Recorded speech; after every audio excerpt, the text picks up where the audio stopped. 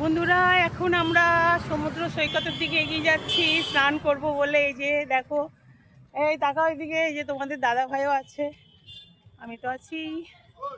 চলো, আমাদের সবাই ওইখানেই আছে, আত্মীয়রা সব এসেছে, যারা সবাই ওইখানে আছে।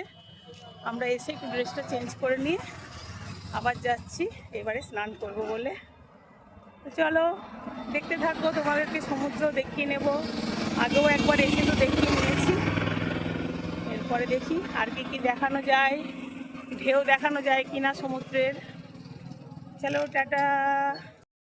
চলো বন্ধুরা, সমুদ্রে চলে এসেছি, দীঘার সমুদ্র সৈকতে। এবার এগিয়ে যাচ্ছি সমুদ্রের দিকে।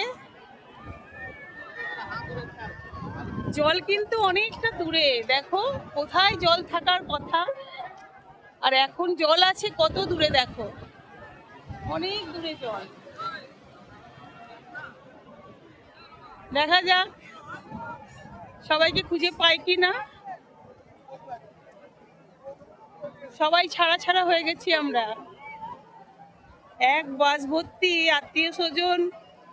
হ্যাঁ, তো সবাই আমরা এখন ছাড়া ছাড়া হয়ে গেছি, হয়তো এখানেই দেখা হয়ে যাবে। এই দেখো তোমাদেরকে দেখাচ্ছি সমুদ্রটা, দেখো কতটা দূরে। একটু কাছে যাওয়ার চেষ্টা করছি সমুদ্রের ঢেউয়ে। এই দেখো জলটা আমার পায়ের কাছে, দেখতে পাচ্ছ?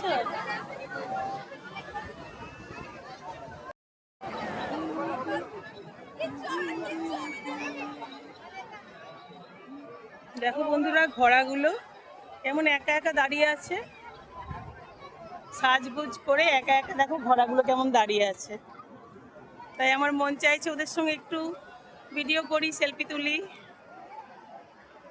অনেক ঘোড়া, দেখো এই দেখো একটা কালো ঘোড়া, এই দেখো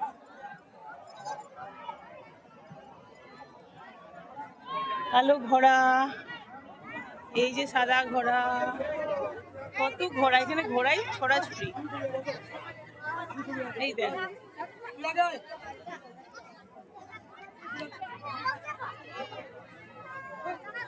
দীঘায় এসে সমুদ্র সৈকতে ঘোড়ার অভাব নেই, কালো সাদা সব রকমের ঘোড়া।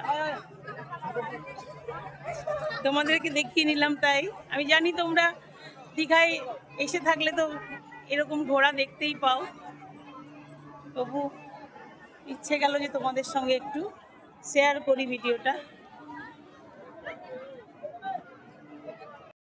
এই দেখো সমুদ্রে স্নান করতে করতে পুরো হাঁপিয়ে গেছি। এই যে তোমাদের দাদা ভাইও দাঁড়িয়ে আছে, স্নান আমাদের হয়ে গেছে সবার, এখন বসে পড়েছি।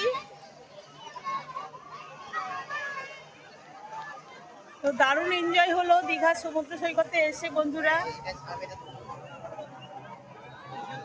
চলো আবার একবার স্নান করে আসি, কারণ এই বসে আছি বলে বালি লেগে গেছে গোটা গায়ে।